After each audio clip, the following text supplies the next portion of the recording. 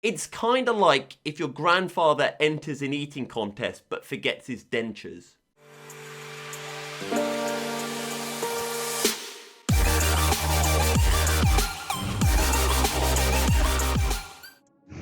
Hello everyone and welcome to another video. We are at PFI, the home of British karting. The home of British karting doesn't do this circuit justice. This is the circuit that hosts kart masters.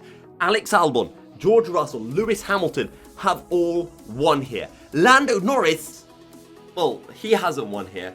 But now, the biggest bandit of all, me, is racing here. It is the British Pro Karting Endurance Championship. What is Bpec? Bpec is a British Pro Karting Endurance Championship. Go-karts with not one, but with two engines racing in a 6-hour-long endurance race. We're leading in the Pro class as well, so very important that we extend our lead in the championship, and the best way to do that is by winning. I cannot stress that we have not won in ages. We won for round 1, we won round 4. That's it. We threw away a win in round 2 because we forgot to start an engine in our pit stop. In round 3, I crashed the kart not once, but twice and bent the rear axle twice. In round 5, we just forgot how to drive, and in the 12-hour endurance race, we got lost in a lake. The championship was going downhill, and we really need a good result. So to get that good result, we're going to be sending Kieran out first for testing. Now, Kieran is a beast at PFI, but he has never driven in one of these karts at PFI. So he'd be going out, setting a benchmark for us, and Kieran setting a benchmark is always a rather scary prospect. So Kieran is out on the circuit, which means that I'm going to go out next. So I'm going to get kitted up and wait for him to come in. Once he's had 15-20 minutes to get used to the circuit, I'm going to go out and see what I can do. Try to do some live commentary again on the cam box, so I'll see how it goes. So at Teesside for the British 24 hours, I decided to whack on the cam box and commentate while practicing. And it was really fun. So I thought, hey, let's do that again. Oh dear.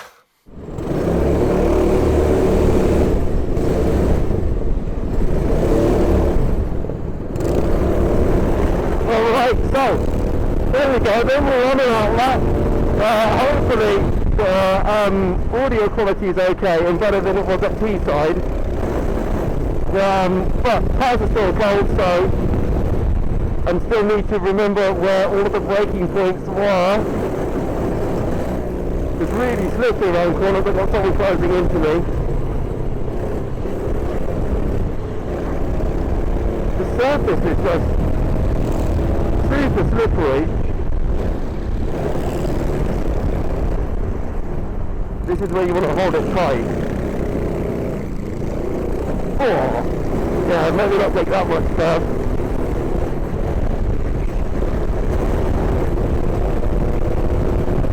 I can't really describe the surface of the circuit. It is really strange, completely flat through here. Up on the car, whoa! And the body just gets thrown out completely.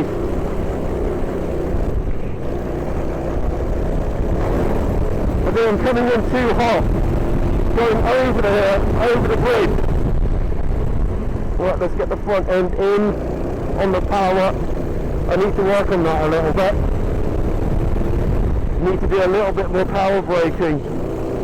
Like that, that's much better. That's one of our championship rivals, but I'm going to use the excuse that they've been out for longer than me and I'm more up to speed. Whoa! Rear end's really loose. But I think it's fine. It's just something I need to get used to. Can definitely carry more speed through there. But 1.4 seconds off, clearance best lap. So, let's see if we can find some time.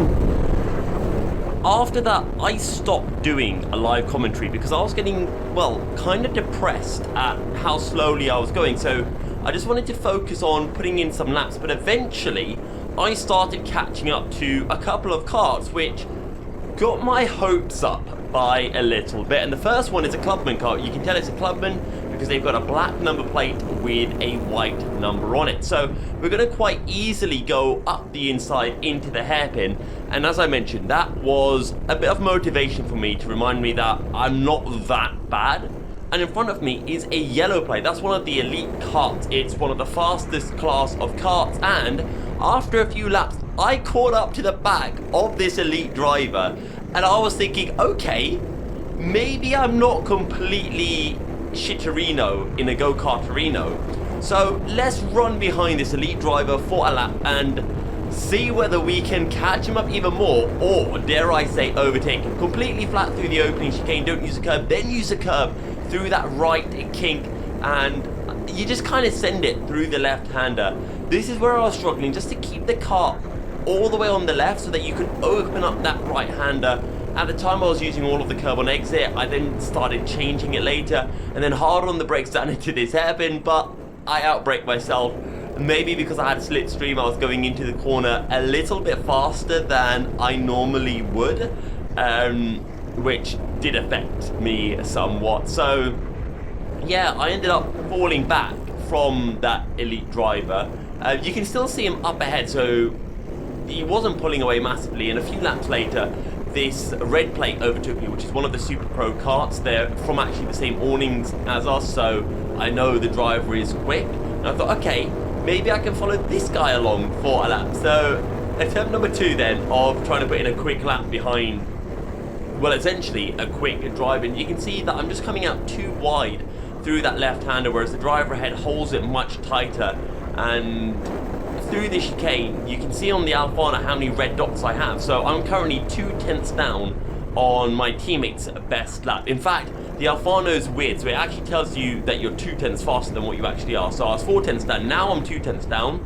I'm behind this blue plate, which is a pro car, which is the class I'm in. And you can see I'm getting held up by a little bit, and that cost me a few tenths. And going up the inside into the chicane, I'm on the inside, I'm offline, I end up understeering, losing even more time. So now I'm about 6/10 down on what otherwise was a relatively good lap, I think. So yeah, to be honest, I was finding pace, but I wasn't as anywhere near as quick as I would have wanted to be. If I didn't have the Alfano, if I didn't have the delta to my teammate, I probably would have thought I was putting in good laps relative to the karts around me.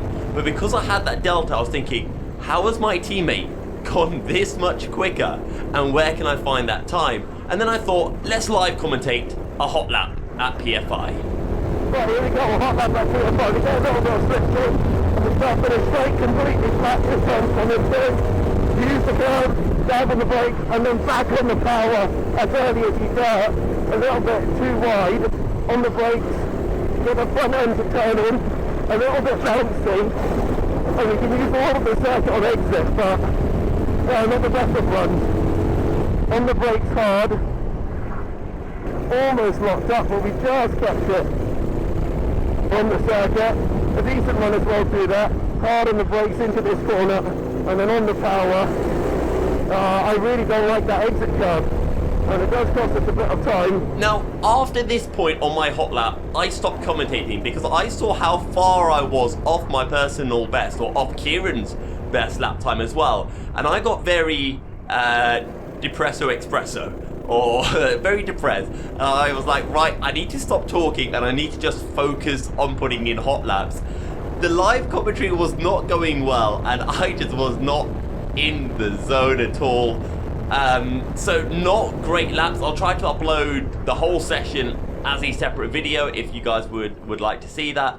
So yeah, with that, we came into the pits and brought a close to my first test session of the day. So we have our first mechanical issue where this screw won't come out. So it got completely chewed off. We've had to drill a hole into it. Another mechanical. We were less than 2 hours into practice and something had already gone wrong. The sniper plate, this bit over here, had broken. So we had to take the plate off and put a new plate on. That's easy. You take off 2 screws, you take it off, put a new one on, tighten it back up. But the screw that was holding the sniper plate in was more chewed up than mushy peas. So the Allen key that we had to put to loosen the screw, it would just go round and round and round. It was literally a merry-go-round on our car. So we had to drill into the little shit to be able to get it out. All the while, we're losing really valuable practice time for us to get to grips with the circuit. So I had one more session, one last test session for Sunday, and a final chance for me to get up to speed. There will be no live commentary for this one. This is all going to be post-com, and the cam box, the battery survived only for about another 5 minutes, so I figured I'd include all of this session or all of this session that the cam box was able to record before going back to normal documentary slash mockumentary video. Straight out of the pits, not too bad, and now I had, more of a feeling of the circuit. The tyres were a little bit more warmed up. I was feeling a little bit more comfortable with the car, but I knew that this was really important as a session for me because I needed to find a huge bunch of time. I'd seen in the previous session that I'd got to within a couple of tenths of my teammates, but again, that was one lap out of many. I needed to be able to do that far more consistently because on the whole, I was probably about half a second a lap off the pace, off where I should be compared to my teammates, which is at the same pace as them, right? That is always the goal as a driver. You want to be at the exact same pace or quicker than your teammates. So here we go, then coming out of the final chicane. I do like this final chicane. You shouldn't use a curve through the right-hander. That was a mistake for me, and that was something that I learned over the course of this rather long final session that my teammates were very kind to give me because I was probably looking like a sad puppy. I was like, please let me go out long. I can't be this much slower than you. But yeah, this left-hander was one that was really annoying me. I think it's one of those corners where you kind of just have to glide with a car. It's kind of a weird expression, but it is something that you do in a car sometimes.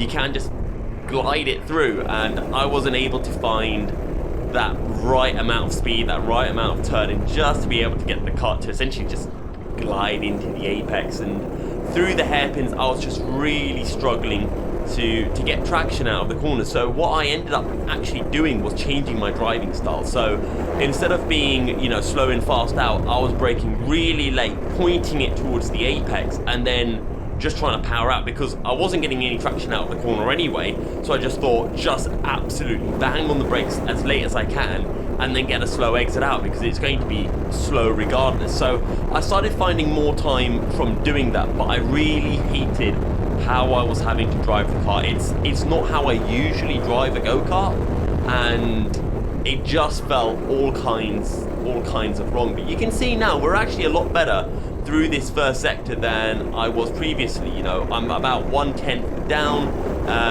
What am I? I just can't see the Alfano. Okay, we've lost a lot of time going over the bridge, and that's what I meant. I can't glide through that left-hander, and as a result, I'm not setting myself up for the right-hander. I'm not getting the exit down the hill, and I'm losing loads of time. I was okay into hairpin while my brake late point towards the apex strategy was working, and it got a lot better as well as this session progressed. And unfortunately, though, I don't have the camera footage for that, but it is what it is, as they say. This right-hander was really fun because you carry so much speed through the right kink, and then you just jam on the brakes and try to get it pinned to the inside. Again, you kind of just glide with the car around the final part of the apex.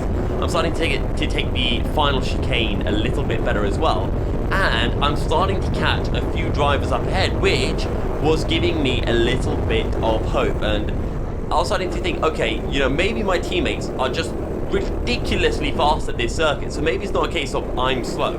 Maybe they're just really, really fast. I was trying all kinds of mental gymnastics to keep my sanity intact, really.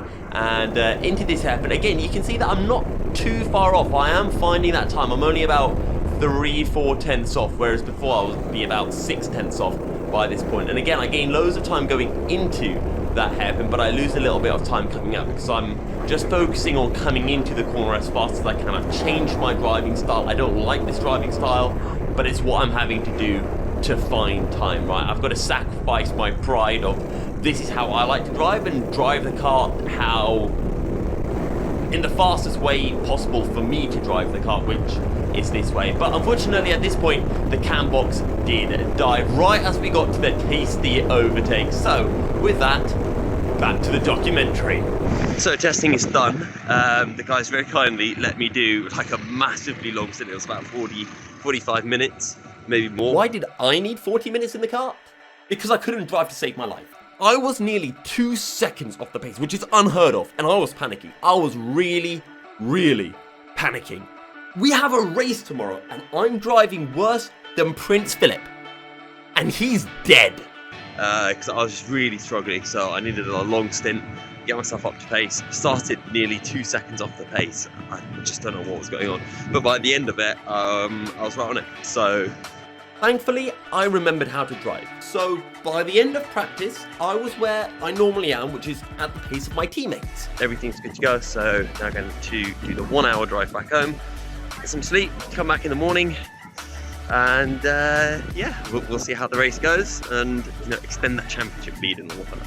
One of the really good advantages of Bpec and owner karting in general is that you get to use a data logger. So we've got this Alfano that we run on the kart in practice, and on the evening after practice before the race day, we get to look through all of that data and figure out how we all compare to each other. So I can figure out where I'm quicker than my teammates can figure out where they're quicker than me, and we can take all of that information to work out how each of us can gain that extra 1 or 2 tenths of it. It is Sunday morning for Bpec. Sorry, not Sunday morning. It's Monday morning, which means it is race day. We've got the Alfano onto the cart. We've got everything ready, which means there's only one thing left to do, which is to weigh the cart, which is, of course, very important. All of the carts have to run to a minimum weight with the driver inside. That means that we need to know how much the cart weighs and how much all of us weigh after having taken our morning shit. That way we know how much ballast to put on the cart. That way when we do our pit stops, we know which bits of lead we've got to put on and which bits of lead we have to take off. If we get it wrong, the driver will go out with too much weight on the cart, and that means he's going to be really slow. Or even worse, we could go out onto circuit with not enough weight, and when we come back into the pit, we're going to be underweight, which means we're going to get a very big penalty. Having checked our weights and done all of our pre-race checks, it was time for qualifying. A 30-minute session was about to get underway, but we had a sneaky tactic and plan. We were going to let loads of people go out nice and early for qualifying, but we were going to wait. We didn't want to use up our brand new fresh tyres at the start of qualifying. We wanted to save that rubber for a little bit later. And the plan was working. We were the quickest out on track. Will was flying. We were P1 and 40 seconds quicker than anyone else. However, apparently there were technical issues with timing. So instead of us starting in P1, which let's be honest is where we deserve to be starting, we're actually starting down in P15. But still, that's one of our best ever qualifying performances. Qualifying is only a small part of the endurance race, and here is the start to the endurance race.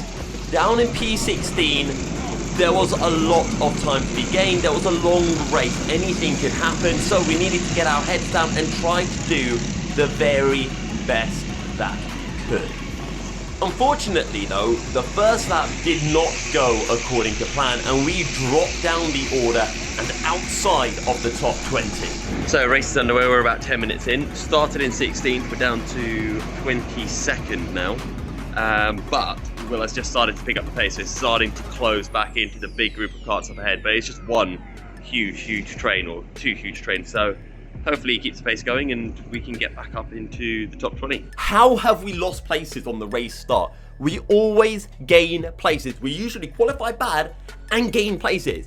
Now it was, well, we qualified average and we've lost places. We couldn't figure out what had gone wrong. And then we realized, it turns out that after qualifying, we decided to lower the tire pressures. We were running with lower tire pressures than everyone else, which means that it was taking our tires too long to heat up. But here's the thing. Once those tires warm up, we would be absolutely flying. So first pit stop done, we absolutely nailed it. We did 1 minute 48. Most teams are doing 1 minute 50, so there's still a few more seconds to gain. I think the fastest pit stop I've seen is 1 minute 36. So really good. Gained a few places. We're currently running in 4th in class, so still a long way to go, and a lot more time to go. we climbed up to P3 in class with just over an hour to go. The podium was in the bag and it was my turn to go out. All I had to do was bring it home. Just bring it home. That's all you have to do, Milky. And then I was 5 minutes into my stint and I started to hear something. The engine revs were rising, and that only happens when there is less resistance on the engine, which causes the engine to turn faster. That sounds like it's a good thing. The engine turning faster means you're going to go faster. It's not. Because there's nothing to stop that engine turning, it's just going to turn way too fast, and that could result in the engine blowing. In that situation, you have to think fast. You need to quickly figure out which engine is having the issue and turn it off ASAP. Because if you don't turn that engine off, it's going to go. Thankfully though, because there are 2 engines on the kart, even if you turn one off, you still have an engine to get back to the pits. So I trundled back into the pit lane on one engine. We get the kart up onto the trolley, we take it back to the pit lane, and we figure out what the issue is. The engine had come loose. The engine was coming off the kart. And what it had meant was the sprocket had ground down. Could you explain that to people who don't know what a sprocket is? Yeah, so it's kind of like if your grandfather enters an eating contest but forgets his dentures. And that was it. That was our race over. All of that hard work, and we lost 8 minutes in the pit lane. P3 was gone, P5 was gone, that's it. We got so little points from the event. We've nearly lost our lead in the championship as well, and it is getting really, really tense. And all of that effort we put in at the start of the season just seems to be going down the drain with bad luck. We've got a couple more rounds left, and we really need to get our act together. The good thing though is the next round is at one of my best circuits on the calendar. So fingers crossed we really get a good race. Inshallah it goes well. And hopefully I'll have some more clips and I'll be able to do this format of a video a little bit better. So as per usual, drop a like and subscribe, and I'll see you all in the next one. Goodbye.